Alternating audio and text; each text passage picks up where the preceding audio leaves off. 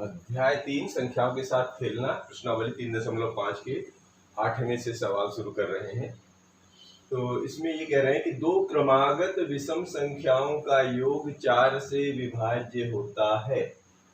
यानी कि दो विषम संख्याएं होनी चाहिए, वो भी लगातार होनी चाहिए ना। कुछ उदाहरण देख, और वो जो है 4 से विभाज्य होना चाहिए। वो मतलब होता ही है, ये कथन है। तो कुछ उदाहरण देकर इस कथन का सत्यापन करिए। चल, अभी 7वें प्रश्न में भी हम लोगों ने ऐसे 6 से किया था, तो ये इसमें भी यही करना है। और तो पहले तो उदाहरण लेना। चलिए शुरू करते हैं। मान के चलें कोई से 4 से विभाजित, एक छोटे छोटे उदाहरण लेते हैं। चलो एक लेते हैं, माना यहाँ लिख लेते हैं हल। दो क्रमागत विषम संख्याएं, माना दो क्रमागत विषम संख्याएं, ये विषम संख्याएं क्रमशः, हम 2, 3, 4 ले लेते हैं, फिर इसी से सत्यापन फिर कर लेंगे। तो मान के चलते हैं, एक ले लेते हैं 61, ऐसा लिखते हैं 61 एवं 63, यही बनेंगे ना, 61 के साथ 63। और मान लो दूसरा ले लेते हैं 67 एवं 69, ठीक है। और एक और ले लेते हैं, मान लो 89 एवं 91, ये सब विषम संख्याएं हैं, ठीक है ना। 89 अभाज्य भी हो सकती है, उससे कोई हमें लेना देना नहीं, विषम जरूर होनी चाहिए, ठीक है ना। तो 3 से ही हम ट्राई करने की कोशिश करते हैं, ये ऐसा है। और बड़े भी ले सकते हैं आप, छोटी भी ले सकते हैं, उससे कोई फर्क नहीं पड़ना। तो इसका सत्यापन में क्या होता है, ये विषम संख्याएं 4 से विभाज्य है या नहीं, किसका, विषम संख्याओं का योग। योग का मतलब होता है जोड़ना, इनका योग।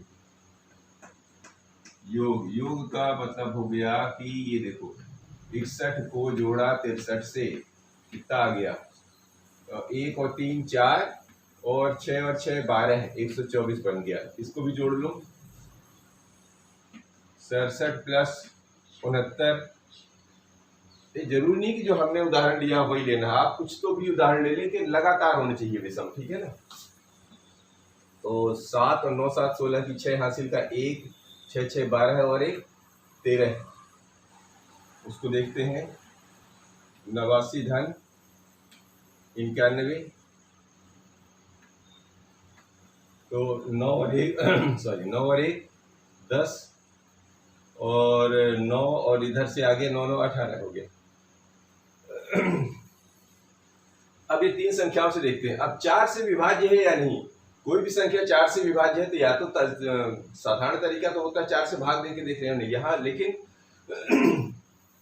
हमें विभाज्यता के नियम के आधार पर यहाँ पर चेक करना है। तो 4 से विभाज्य, यहाँ लिखते 4 से विभाज्यता, 4 से विभाज्यता, 4 से विभाज्यता क्या पड़ती है।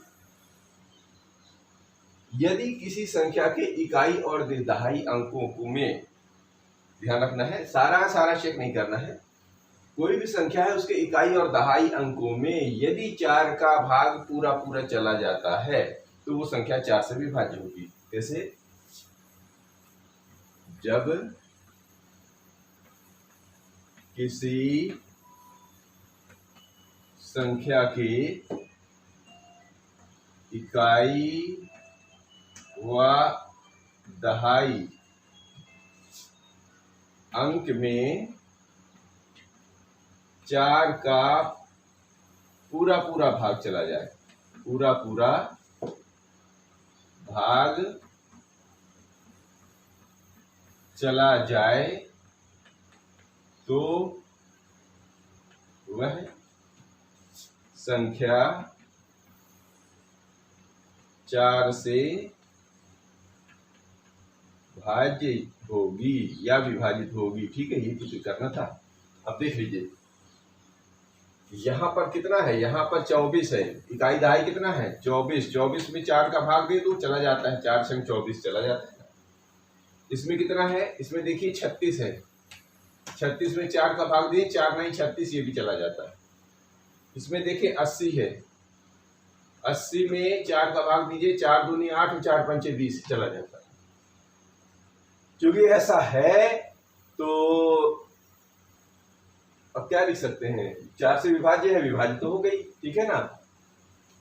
सत्यापन कर जाए। अतः कथन चूंकि संख्या ये यहां पर लिखेंगे, चूंकि 24, 36 और 80, क्योंकि हमको पूरी संख्या नहीं लिखना है, उसके बताना है, सत्यापन कर रहे हैं। 36 4 से विभाज्य हैं,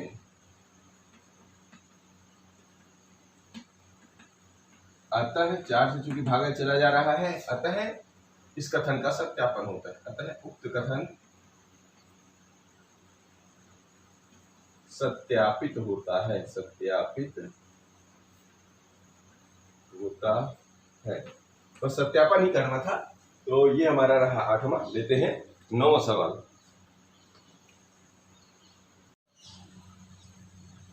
अब ये 9वां प्रश्न है, निम्न में से किन व्यंजकों में अभाज्य गुणनखंड किए गए हैं। देखिए, अभाज्य गुणनखंड आप पहले ही पढ़ चुके हैं कि गुणनखंड का जो तरीका, क्रमबद्ध तरीका हमने 3-4 प्रकार के सीखे हैं।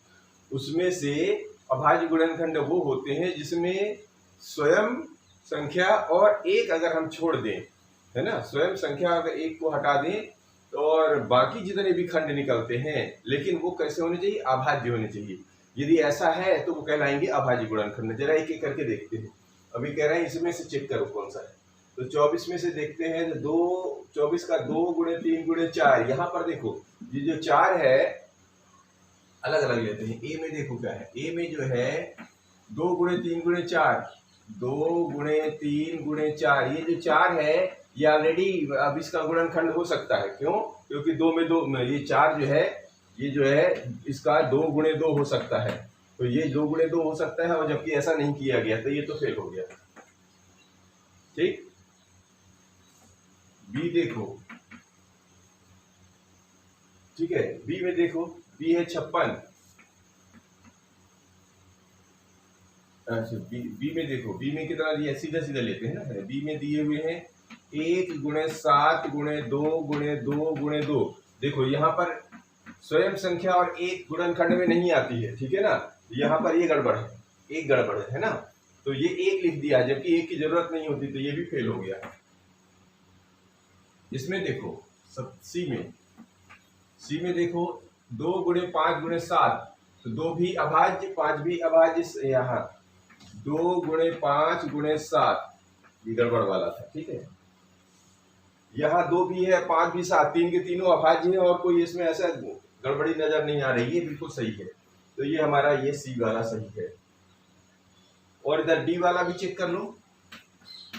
डी में कितना है, 2 गुणे 3 गुणे 9। तो 2 गुणे 3 गुणे 9 में क्या है, ये 9 जो है ये गड़बड़ नजर आ रहा है, क्योंकि 9 का गुणनखंड हो सकता है। ये क्या बन जाता है, 3 गुणे 3। ये देखो, तो 3 गुणे 3 हो जाता है। तो इसको क्या करेंगे, इसको नहीं लिखेंगे, ठीक है। तो ये क्या हो जाएगा हमारा, ये भी फेल हो गया। तो हमारा अभी कुल मिला के इसमें एक ही आएगा, सी। और अगर एक को लेना है, हालांकि लिया नहीं जाता अभाज्य गुणनखंड के, लेकिन विशेष जब दूसरी संख्याओं में महत्तम वगैरह निकालते हैं तब लेते हैं। तो यहाँ पर इसमें लेने की जरूरत नहीं है। यहाँ पर केवल एक ही किन में अभाज्य गुणनखंड के केवल एक ही संख्या हमारी फिट होती है, ठीक है ना। ये आपके जो किताब में उन्होंने इसको सम्मिलित किया हुआ है, बी को सम्मिलित किया है। क्यों? एक को भी उन्होंने अभाज्य के रूप में लिया है। हालांकि एक विशेष संख्या है, अभाज्य में भी नहीं गिनी जाती है, लेकिन उन्होंने लिया है। तो आप भी इसको नोट कर लो, क्योंकि किताब में ये दिया है, एक को सम्मिलित कर लिया है उन्होंने। तो 1 7 2 2 2 2 सारे एक एक हैं, इन्होंने सम्मिलित कर लिया है। तो हमारे जो आंसर है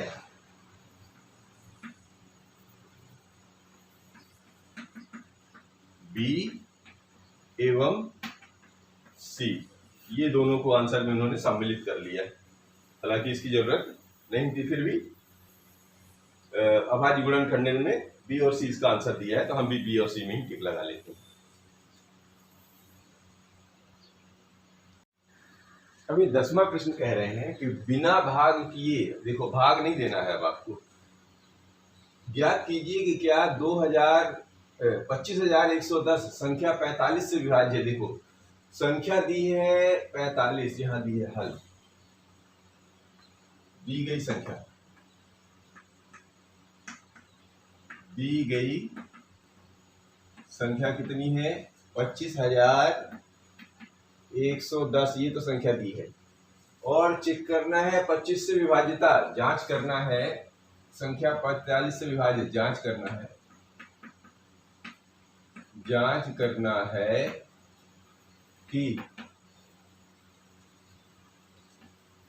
क्या जांच करना है 25,110 45 से विभाज्य है, यानी 45 से विभाजित होती है, तो वो आपको 45 का भाग नहीं देना है, संकेत भी दे दिया है, विभाज्यता तो पता करनी है, भाग भी नहीं देना है, ये कंडीशन है आपकी। संकेत क्या दे रहा है कि 5 और 9 सहअभाज्य संख्याएं हैं, तो 5 और 9 का क्या 45 में कोई संबंध है, अगर ये आप साबित कर लो तो इस, है ना, सहअभाज्य संख्या है, वो तो समझ में आ रहा है। क्यों? क्योंकि 5 का और 9 का उभयनिष्ठ गुणनखंड केवल एक ही होगा, बाकी और कुछ नहीं होगा, तो ये 5 और 9 आपस में सहअभाज्य संख्याएं बन जाती हैं। ठीक है, तो दी हुई संख्या की 5 और 9 से विभाज्यता की जांच कीजिए। तो हम 5 और 9 हमें दे ही दिया कि जो 45 को अगर हम तोड़ें तो 5 और 9 में तो टूट जाता है, इसका वृक्ष बनाए तो 5 और 9 भी एक वृक्ष के रूप में आता है। तो यदि हम 5 और 9 को कंडीशन भी कह रहे हैं कि 5 और 9 की विभाज्यता की जांच कर लो, तो आपको अगर ये 5 और 9 अलग अलग विभाज्य हो जाता है तो उसका गुणनखंड यानी 5 9 का गुणनफल 5 9 45 यानी 5 में से विभाजित हो जाए और 9 से विभाजित हो जाए तो उसके गुणनफल से ये संख्या विभाजित हो जाएगी। तो शुरू करते हैं 5 से विभाजित, अब जांच करना है, तो 5 से विभाज्यता किसकी करनी है, इस संख्या की। 5 से विभाज्यता में देखेंगे कि 25,110 के इकाई अंक में 0 हो या इकाई अंक के में 5 हो तो वो संख्या 5 से विभाज्य होगी, क्योंकि इसके इकाई अंक पर, इसके इकाई अंक पर 0 है, अतः 5 से विभाज्य होगी, 5 से विभाज्य होगी, एक तो बन गया। ठीक है, विभाज्यता की जांच क्या हो गया, 5 से विभाज्यता, इसके इकाई अंक पर, इस संख्या के इकाई अंक पर 0 है, 5 से विभाजित होता कैसे, 0 हो या 5 हो तो 5 से विभाजित होता, तो इसमें 0 है, ये 5 से विभाजित हो गया। अब 9 से विभाज्यता भी निकाल लो, 9 से विभाज्यता, 9 से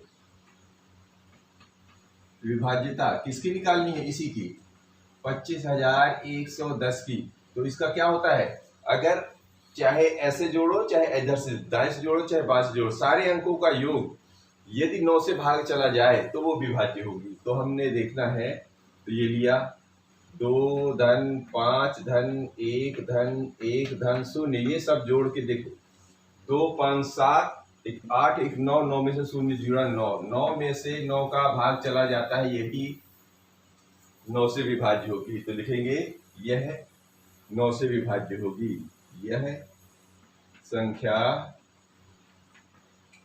9 से विभाज्य है। ठीक है, अब ये कह रहे हैं कि क्या अब 45 से भी विभाज्य होगा, तो हमारी कंडीशन में हमने पढ़ा क्या था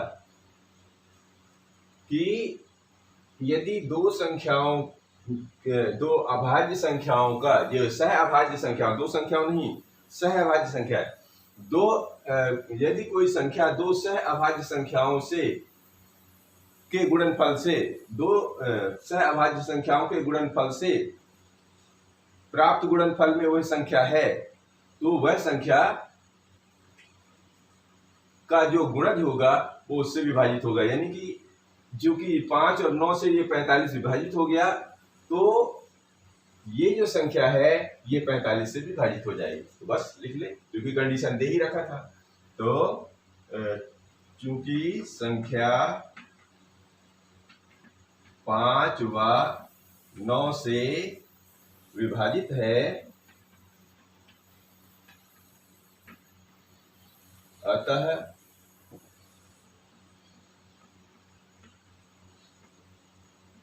दी हुई संख्या, ये विभाजन तो इन्हीं संख्या का निकाला है ना, ये 5 से विभाजित है ये, तो इनके गुणनफल से भी विभाजित होगी सीधा बिना। तो दी हुई संख्या 45 से भी विभाजित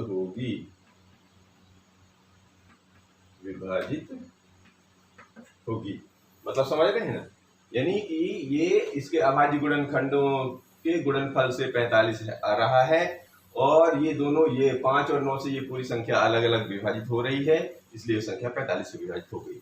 ये हमारा जवाब रहा। अब लेते हैं 11वां।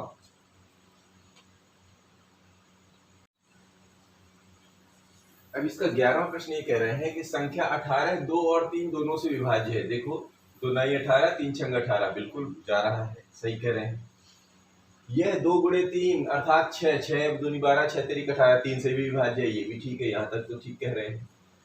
इसी प्रकार एक संख्या 4 और 6 दोनों से विभाज्य है। अब कोई संख्या है जो 4 से भी भाग जा रहा है और 6 दोनों से भी भाग जा रहा है, ठीक है। अब वो कह रहे हैं, क्या हम कह सकते हैं कि वह संख्या 4 गुणे 6 अर्थात 24 से, यानी जैसे इस कंडीशन के आधार पर उसके गुणनफल से भाग हो रहा था, तो क्या इसके गुणनफल से भी भाग हो जाएगा, ऐसा कह रहे हैं। यदि नहीं, यदि आप कहते हो कि नहीं है, अगर हो जाता है तो कह रहे हो ठीक है जी, यहाँ पे सवाल रुक जाएगा। और यदि नहीं हो रहा है तो अपने उत्तर की पुष्टि के लिए एक उदाहरण भी देना है। तो यहाँ पर इतनी चीजें, कई चीजें हैं हमारे पास, तो हम लेते हैं पहले यहाँ पे हल। देखो, इसको ये दिया क्या क्या है, पहले इसके जब आप एक एक करके लिखेंगे तो हम उसको आसानी से समझने के सफल होंगे। देखिए, 18 में 2 एवं 18 में 3 का भाग चला जाता है, तो 18 में 2 गुणे 3 अर्थात 6 का भाग चला जाता है, ये कह रहे हैं, ठीक है। तो यहाँ पर देखेंगे कि 2 और 3 क्या है, सह अभाज्य संख्याएं हैं। इनका जो गुणनफल है, यानी कि 2 गुणे 3 जो है, तो 2 और 3 क्या है, ये सह अभाज्य संख्याएं हैं। ये क्या है, सह अभाज्य संख्याएं हैं, सह अभाज्य संख्याएं हैं। ध्यान रखना है, ये शब्द ध्यान रखना है, क्योंकि इसी से काम चलेगा आपका।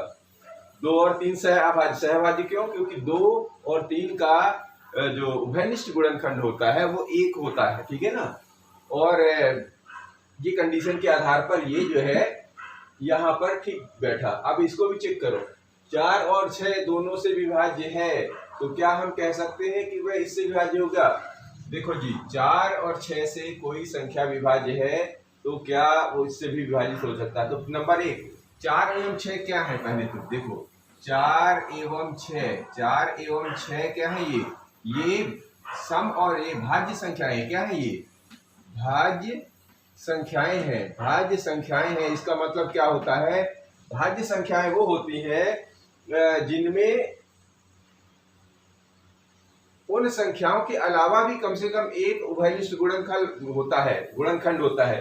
तो 4 एवं 6 में 1 के अलावा क्या है, 2 भी शामिल है ना। 4 और 6 में 2, तो ये भाज्य संख्याएं हैं, और भाज्य संख्याओं से कह रहे हैं कि इसका जो गुणनफल है 24 उससे भी विभाज्य होगी। तो 4 और 6 दोनों से विभाजित करके देख लो कौन से क्या हो रहा है।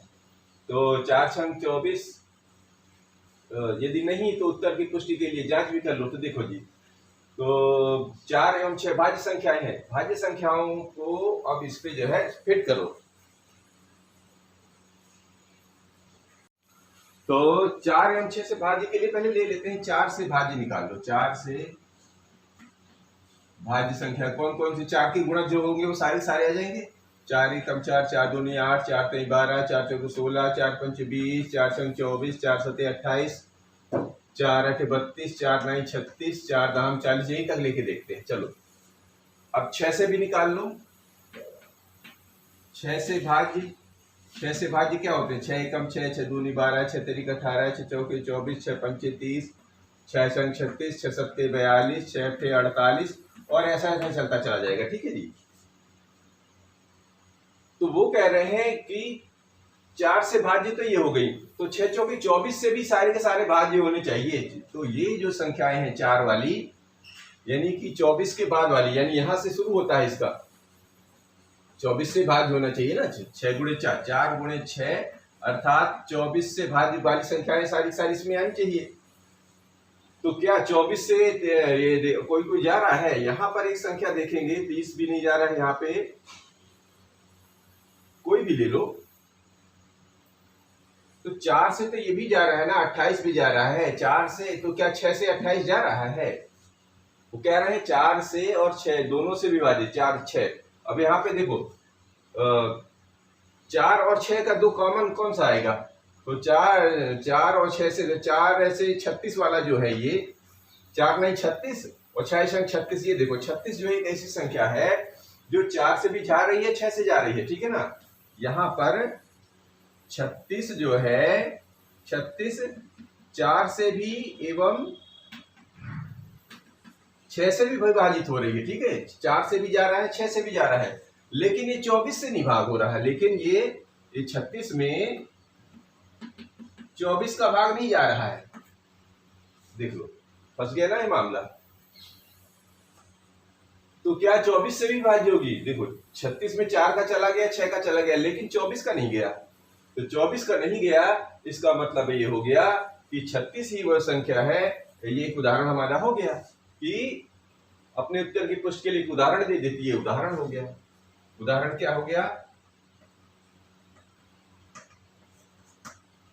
कि 36 में 4 और अलग अलग 4 और 6 से विभाज्य होने वाली संख्या, जरूरी नहीं कि 36 से भी 24 से विभाज्य हो। 4 एवं 6 से विभाजित होने वाली संख्या क्या लिखना है? आवश्यक नहीं है, आवश्यक नहीं है कि 4 गुणे 6 अर्थात 24 से भी विभाज्य हो। ये इसका जवाब हुआ। मतलब ये हमारा सेट हो गया कि जो 36 जो है यहाँ जो है 24 से विभाजित नहीं हो रहा है, जबकि 4 एवं 6 से अलग अलग विभाजित हो रही। ये यहाँ पर जवाब खत्म हो।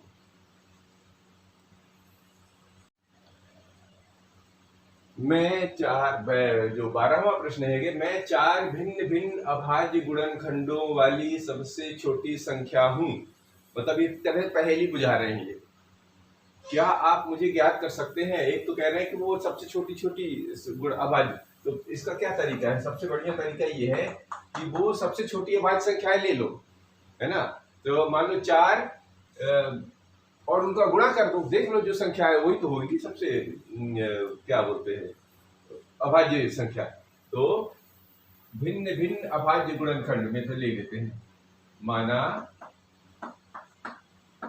4 भिन्न भिन्न अभाज्य गुणनखंड, भिन्न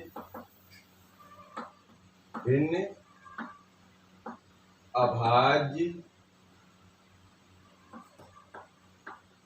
गुणनखंड, अभाज्य गुणनखंड नहीं, अभाज्य संख्याएं लेंगे हम पहले। अभाज्य संख्याएं, अभाज्य संख्याएं, अभाज्य संख्याएं शुरुआत कहाँ से होगी? देखो एक तो होता है जी विशेष संख्या, वो हम ना ले तो ज्यादा बेहतर है। तो हमारा पहला तो आएगा 2, 2 के बाद 3, 3 के बाद क्या होता है? 4 तो सम संख्या है, भाज्य है। 5 आएगा, 6 सम संख्या है यानी भाज्य, 7 ये हमारे अभाज्य संख्याएं हो गई। अब वो कह रहे हैं कि गुणनखंड, तो ये सबसे कोई भी संख्या करो सबसे कम से कम तो यही मिलेगा ना, एक तो लिया नहीं जाता, तो कम से कम वाली तो यही लेंगे।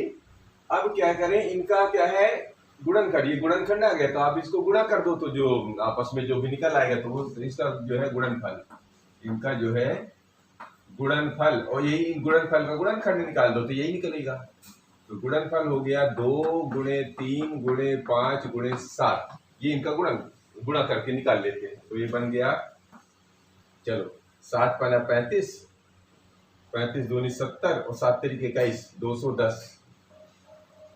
ये तो वह सबसे छोटी, ये नहीं कि अगर 210 का आप मतलब अभाज्य गुणनखंड निकालेंगे तो ये निकलेगा ना, 210 का अभाज्य गुणनखंड ये निकलेगा, क्योंकि ये इसका गुणनफल है। तो हम लिख सकते हैं कि वह सबसे छोटी संख्या क्या है, वह सबसे छोटी संख्या 210 है।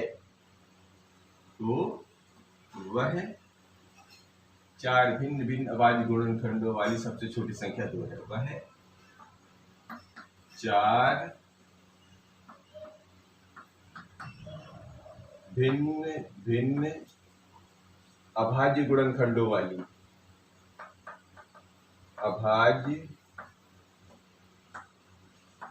गुणनखंडों वाली सबसे छोटी संख्या, वाली सबसे छोटी संख्या 210 है। वो सबसे छोटी संख्या क्या है, 210 है। इस तरह ये प्रश्नावली हमारी समाप्त होती है। मिलते हैं अगले वीडियो में अगले प्रश्नावली के साथ।